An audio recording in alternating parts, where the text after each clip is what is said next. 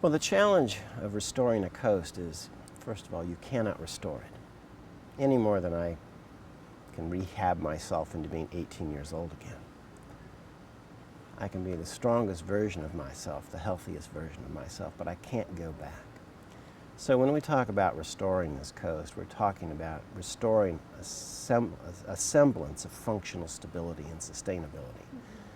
Because it's dynamic. It was going to change anyway. The river changes course, it abandons deltas, it builds new ones. Most of our barrier islands are the remnants of old deltas. Given its druthers, the Mississippi would be looking to move toward the Atchafalaya as its main distributary course. You cannot tame these rivers to the point of making them pets. They will find a way over time, and nature wins. The real question is, now that we've learned a little bit more, are we wise enough to adapt to those natural rhythms?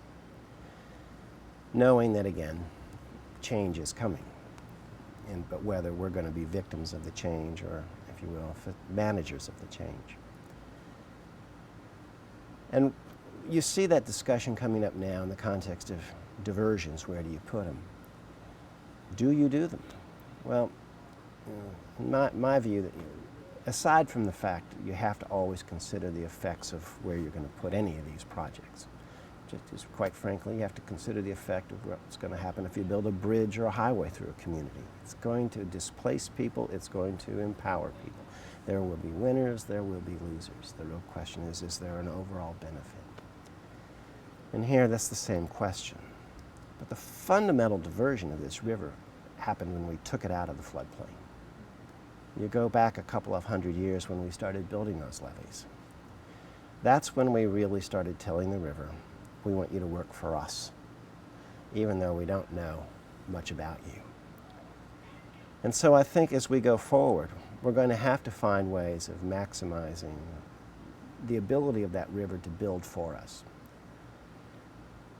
Because there's no status quo. It's not a question of, well, if you put the river here, you'll displace my fishery, or you'll make it hard for that community to grow, and you'll be favoring this one. Even if it's true, what are your options?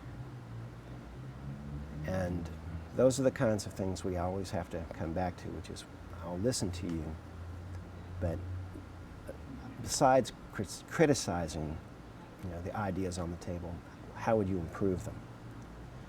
Because if you don't have an idea how to make them better, if you just want to see things stay the same, you're asking for the impossible.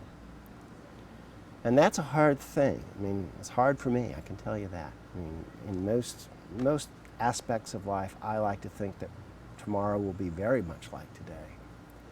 And that even though I know change will happen, it's not going to happen in a way I'll recognize. Well, that's not the world we're in right now. Things are happening fast. And they're not just happening with floods, as we see with issues like flood insurance. If people don't believe that your community is a safe place to live and work and invest, it doesn't take high water to put you out of business. You're already facing a reality that you might have denied. And you're not in control of it. And that's one of the other reasons I think we have to be very aware, not only of what we're doing for ourselves, but the message we're sending to others. I know that I wish climate change weren't real. I wish seas weren't really rising. The science tells me differently. And when I realize that people who are going to be investing are going to think about those things. And the fact that I'm telling them that I don't believe it's true isn't going to be very persuasive for many of them. And I don't know a single major water or risk manager who's not planning for those things. Those are the kinds of things I think we have to get honest with ourselves about. It doesn't make it easy, and we're going to make hard choices. But I think 2 years ago when we had the big floods on the river, they were blowing up levees at Bird's Point, and they were putting as much water as we've ever put down the Atchafalaya system. But the fact is, we knew that was going to happen one day, and that's exactly where the water was supposed to go. And everyone who lives in that area knew it. And and they've built their lives around the knowledge that one day it will happen. And so it was not a question of, is it fair or unfair for the people in Morgan City to live with this risk, and, to profit New Orleans and Baton Rouge. That decision was made a generation ago. And quite frankly, and they've built flood walls around Morgan City. They've purchased land rights and flowage rights from individuals.